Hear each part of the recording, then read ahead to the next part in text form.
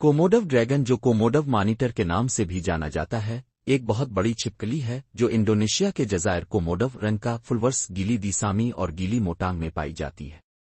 یہ چھپکلی کی سب سے بڑی نسل ہے جس کے نر کی لمبائی 3 میٹر یا 10 فٹ تک بڑھتی ہے اور اس کا وزن 150 کلوگرام یا 330 پاؤنڈ تک ہوتا ہے۔ اپنے بڑے سائز کے نتیجے میں کوموڈو ڈریگن شکاری جانور ہیں اور جس ماحول میں رہتے ہیں وہاں پر غلبہ حاصل کرتے ہیں۔ کوموڈو ڈریگن چھپکلی گھات لگا کر شکار کرتی ہیں اور جانور اور پرندے کھاتی ہے۔ ان کی خوراک میں ہرن، سور، بھینس، بکری اور سانپ وغیرہ شامل ہیں، جبکہ چھوٹے کوموڈو ڈریگن کیڑے مکوڑے بھی کھاتے ہیں۔ کوموڈو ڈریگن کبھی کبھار انسانوں پر بھی حملہ کرتے ہیں۔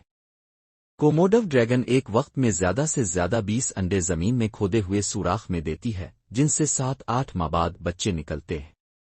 بچوں کو پختہ ہونے میں 8-9 سال لگتے ہیں اور اندازہ لگایا جاتا ہے کہ وہ 30 سال تک زندہ رہ سکتے ہیں۔